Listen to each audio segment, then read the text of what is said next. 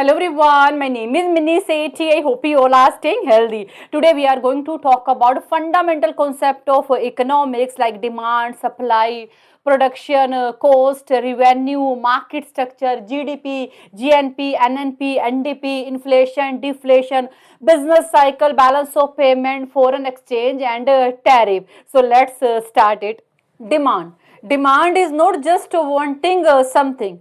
It is being willing and able to actually purchase it at specific price. For example, coffee shopkeeper sells coffee at $3 and customer is willing to buy it, plus customer is able to buy it. That means in customer pocket have $3 in order to buy this coffee. Then it will be called daily demand of a customer. Law of demand. Other factor remain constant. When price goes down, customer buy more, but when price goes up, customer buy less. For example, earlier customer was buying 5 cups daily when price of coffee was $3, but now price of coffee goes up to $5. Now customer is only buying 3 cups. Elasticity of demand. Law of demand just tell us as price increase demand fall or vice versa, but it doesn't tell us how much demand increase 10%, 20% or 30%. But elasticity of demand is stickiness test for product. It tells us how much demand change due to change in price, income or price of related goods. Here our product is coffee, so simple formula to calculate elasticity of demand, percentage change in demand of coffee divided by percentage change in price of coffee. Supply. Demand is about a customer, but supply is about sellers, producer. How much unit of product businesses are willing and able to sell at certain price, it will be called supply. Law of supply. Other factor remain constant. As price increase, supply increase. As price fall, supply also fall. For example, if market price of a computer is $500, then manufacturer will produce 5 lakh unit. Suppose the price of computer increase to $800. Now same manufacturer will produce 8 lakh unit. So here you can see as price increase, supply also increase. Production function. There are mainly two types of production function, short run and long run. During short time period, at least one input is fixed and one and more are variable. For example, you have pizza shop. During short time period, you can easily hire more cook, means you can easily hire more labor, which is your variable factor, and you can change your variable factor during short time period. But you cannot immediately install a second brick oven, which is your capital, and this factor is fixed. So during short time period, at least one factor is fixed, one or more are variable, and low variable proportion is short time period low.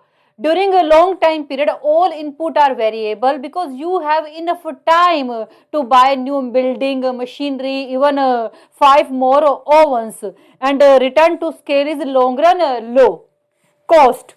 Fixed cost. Fixed cost do not move. For example, your rent will not increase no matter how much unit you are producing. Variable cost. Variable cost change with the work. For example, per cup cost of a lemon and sugar is 0.50, but this cost will increase as you increase your output. Total cost, everything you spend. That means total cost include your rent plus ingredients, means cost of lemon and sugar. Marginal cost, cost of next unit. For example, price of 7th lemon will be called marginal cost. Revenue. How much money businesses receive by selling its product in a market. So, total revenue equal to price into quantity. For example, price of this t-shirt is 10 and businesses sell 20 unit. So, total revenue is equal to 200. Total revenue, all money you collected by selling your product in market. Average revenue, revenue per unit sold. Marginal revenue, extra money earned from selling one more unit. Market structure. First, market structure, perfect competition where so many buyers and sellers are consistent. They are buying and selling homogeneous product. Single firm don't have any control over demand and prices. That's why firm is just a price taker, not a maker. For example, agriculture market, example of perfect competition where so many farmers are selling homogeneous crops and so many people are buying it. Monopoly, single company, only one supplier of particular product or service, for example, water, electricity, railways. Monopolistic competition where so many firms are selling product which is similar in purpose but their product is not identical. For example, coffee shop A focus on providing organic coffee, coffee shop B focus on providing a cozy atmosphere so that customer forget their stress. Coffee shop C believe in fast service, that means they serve coffee very quickly. So here you can see product have a similar in purpose but their services are not identical. It will be called monopolistic competition. Oligopoly. Oligopoly is market structure where small number of large firm dominate industry. For example, breakfast cereal industry is example of oligopoly where few large firms like Kellogg's, General Mean, Post and PepsiCo dominate 80 to 90% of market. GDP, gross domestic product.